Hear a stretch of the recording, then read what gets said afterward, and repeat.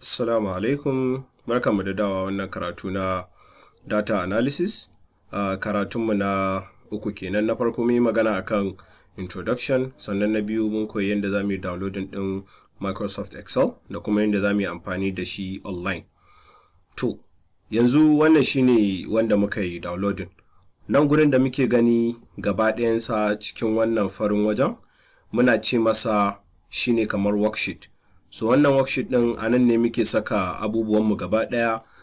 Idan muka saka 2 a nan misali, nan za mu saka 2 a gaba, muka sa equal sign, muka yi aligning ɗinsu, za mu ce misali wannan plus wannan kuma zai ba mu wannan. Misali mu ce I11, I10, sai mu ce plus J10 kenan. Kaga ya haɗa mana cells ɗin guda biyu, zai ba mu equals to 4. To a cikin nan gurin din muke wayannan abubuwan. Abu na gaba sai nan sama da muke gani gaba ɗayansa shine muke cewa ribbon ko kuma menu bar, inda muke da insert, page layout, formula da dai sauransu.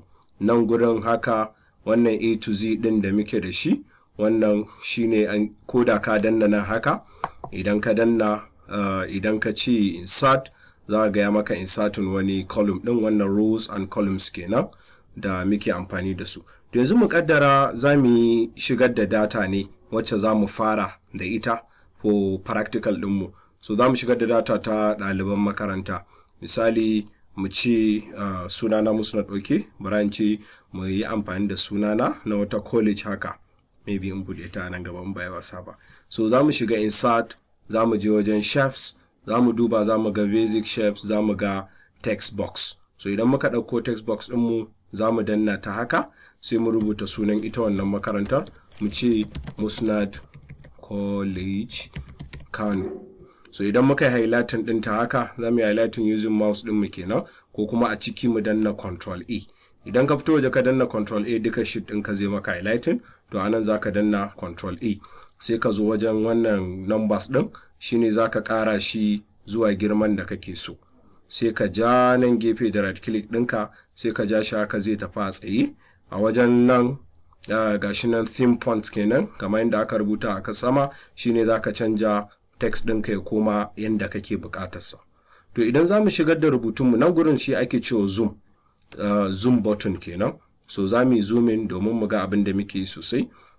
A nan gurin za mu yi amfani da let's say name, nan gurin sai mu saka gender kenan. Nan gurin sai mu ɗauki courses subject na makaranta, misali mu sa English, nan gurin sai mu sa mathematics, nan sai mu sa Hausa, sai mu sa Islamic a gaba kenan, Islamic. To anan za mu rubuta sunayen mutane da gender su da scores ɗin da suka ci nan da dai sauransu. To zan je na dawo domin na shigar mana, saboda kan bidiyon namu ya tsawo kuma zai iya zama mutum ya kosa. Yau barkanmu da dawowa. So za mu ga mun shigar da data ɗinmu gaba ɗaya gata. So abinda za mu yi a nan gurin, za mu ga nan na rubuta sunaye amma gashi ba su fito ba. Idan muka kalla wasu ba su fito ba, to ya za mu fito da su gaba ɗaya? Abinda za mu yi, sai mu zo tsakiyar nan tsakanin E ɗinmu da F ɗinmu, za mu ga wani ɗan cross ya zo, sai mu yi double clicking. So sunayen za su fito gaba ɗaya, wanda ga su muna da su mun gani. To yanzu abin da mu calculating shine ya za mu yi calculating ɗin total ɗin kowane number gaba ɗaya a nan gurin, sannan kuma ya za mu fito da position ɗin kowanne, wa ya zo na ɗaya, na biyu, na uku da sauransu. To kowace formula Excel tana farawa ne da abin da muke cewa equal sign, sai ka ce equals to. Wannan equal sign ɗin shine zai baka dama kake gaya computer, tunda mun san computer ba ta magana da yaranmu, tana magana ne in binaries. So wannan yana cikin language in computer. So shine zai gaya computer cewa to wani fa kokari yake gaya mu formula ne wani abu. To me za ka yi? Sai ka ce sum. Mun san sum amma shi ake cewa me addition kenan, yanda za ka ada duka. A gefe za mu ga an sa adds all the numbers in range of cells. So amma sai ka buɗe bracket. So bracket ɗinka za ka duba ka ga cell ɗinka a ina yake. Ka gan shi ya fara a G10. Sannan kuma ina ya ƙare? Ya ƙare a G10 shi ma. To sai ka goge nan, sai ka sa J10. To zai accumulating gaba ɗaya, ya haɗa maka su. In ka rufe bracket ɗinka, za ga total marks ɗinka ya saka 169. amma baka yadda ba za ka yi ɗauko calculator. Alright, so maimakon mu zo nan shi ma mu ƙara sa equal sign mu ce sum, mu ƙara buɗe bracket mai irin wancan zai ɗauke mu lokaci. To sai Excel ya bamu wata dama, za mu danna nan wannan cross ɗin gashi ɗan ƙarami, shi ma za mu yi holding ɗin shi da left click ɗin mu kenan, sai mu ja shi zuwa ƙasa. In muka zo zai mana adin gaba ɗaya wayannan cells ɗin namu. Ina fatan mun fahimta. To wannan kenan. Sai na gaba sai muka yi maganan position. Shi kuma ya ake saka position. Shi ma position exactly ne yanda ake saka shi. Za mu sa equal sign, za mu yi amfani da abin da muke cewa rank. Sai ka buɗe bracket ɗinka a nan.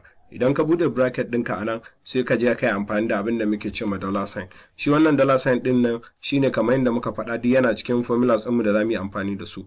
So wannan dollar sign ɗin da ka saka, ka fara saka ta a farko sai ka identify din abinda kake so kai calculating da shi. Kun ga muna so mu amfani da total, kun ga k kenan. K cell din mu shine muke ga computer to cell 4 row nawa, shi ma sai mu sa dollar sign, sai mu sa muna da row 10. Idan muka bi shi zamu ga wannan green din gashi nan yayi mana highlighting, sai mu saka colon.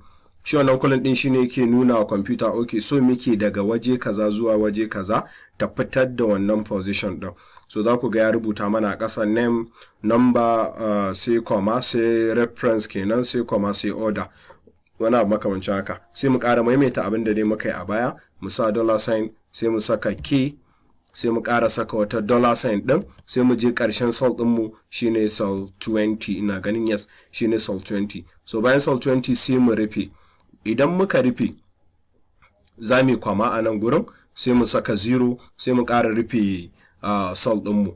Wannan a nan bayan mun saka rank ɗinmu, before mu saka komai za mu ƙara buɗe bracket, sai mu saka k10 ɗinmu complete, sai mu mata kwama.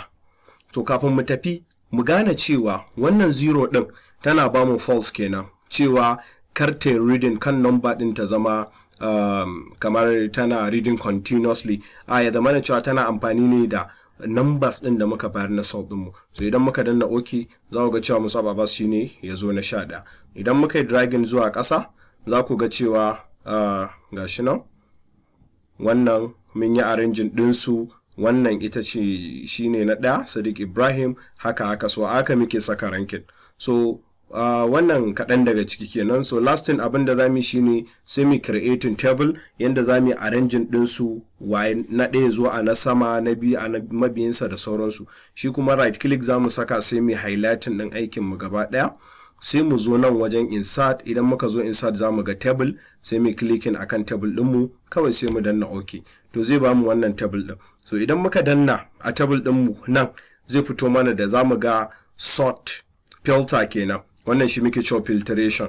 Za mu ce from smallest to largest. Kun ga zai fara 1 2 3 har to number 11. So a nan gurin za mu iya cewa to muna so mu ga mata nawa muke da su ko maza nawa muke da su. Shi ma sai mu danna nan gurin, sai mu on selecting nan, sai mu danna mata, kawai sai mu sa OK. Zai fito mana da iya matan da muke da su.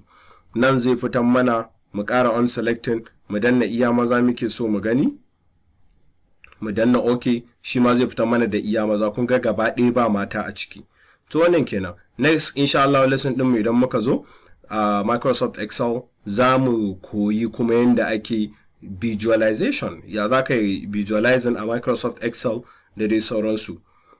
Inda mai tambaya zai iya drop-in tambaya din a comment section da dai sauransu. Thank you everyone. Sai mun haɗu kuma a lesson na gaba. Bye. Kada ku manta sunana Musnad.